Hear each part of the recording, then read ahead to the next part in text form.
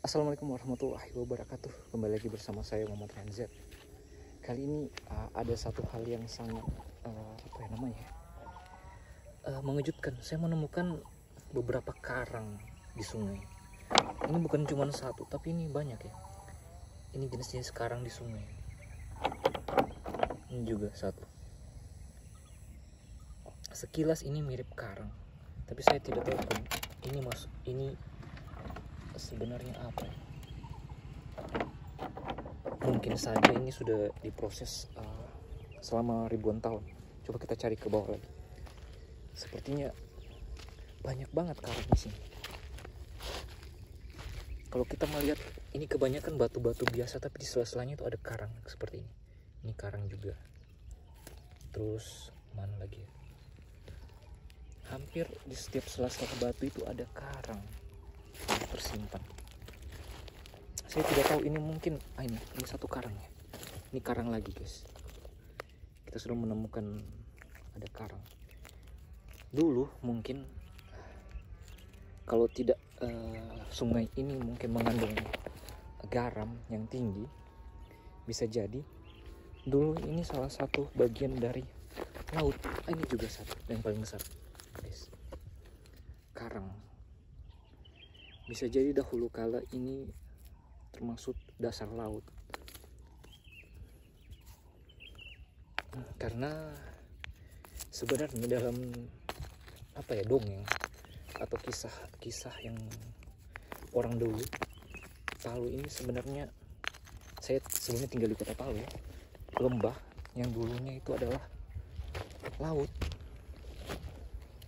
Karena airnya surut sehingga orang-orang dari yang dulunya pesisir pantai yang sudah menjadi gunung atau bukit turun ke lembah Palu. Itu di tahun sebelum Masehi kali ya, mungkin 500. Maaf ya kalau salah ya. Karena cerita itu sudah ada di legenda atau cerita rakyat suku Kaili yang sudah diceritakan turun-temurun. Lembah Palu ini termasuk lembah yang dulunya laut. Ada cerita namanya mirip cerita apa ya? Cerita Nabi Nuh juga. Padanjakaya dan Bulu Masomba. Sementara ini kondisinya saya letaknya di bawah kaki Gunung Masomba. Gunung Masomba itu adalah layar dari Padanjakaya atau perahunya. Perahunya itu di bagian barat. Ini karang lagi guys. Perahunya itu ada di sebelah barat dari kota Palu, sedangkan layarnya itu ada di sebelah timur.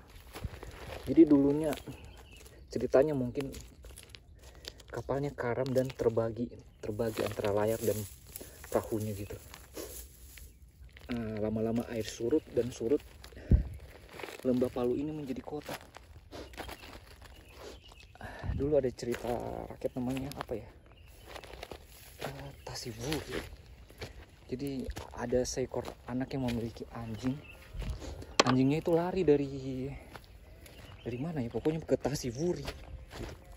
Mungkin yang tahu sejarahnya mungkin bisa diceritakan di komen orang Palu.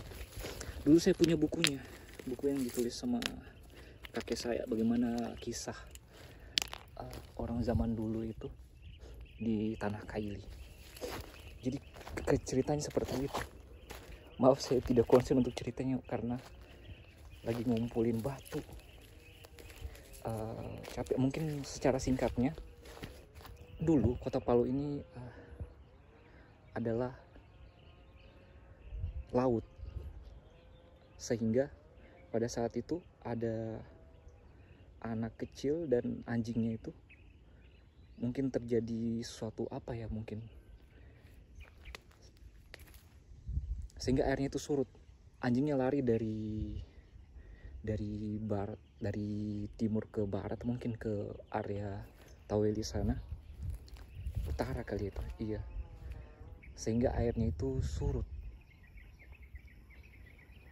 Terus ada kapal yang karam ini namanya Padanjakaya dan Bulu Masomba, karena bisa dibilang seperti itu sih.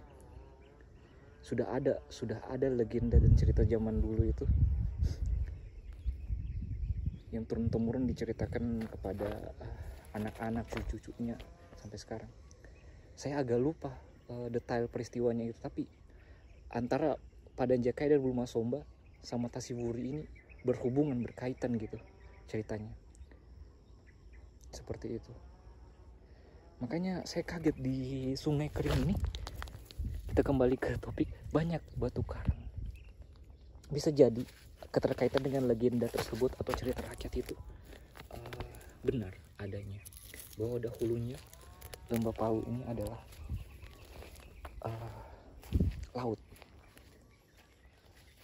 Seperti itu kira-kira. Mohon maaf sebelumnya bila ada kesalahan dalam video ini. Saya cuman agak terkejut dengan karang yang saya temukan di sungai ini. Ya, akhir kata, wabillahi taufiq wal hidayah. Wassalamualaikum warahmatullahi wabarakatuh. Masih banyak karang yang kita temukan di sini. Mana lagi ya?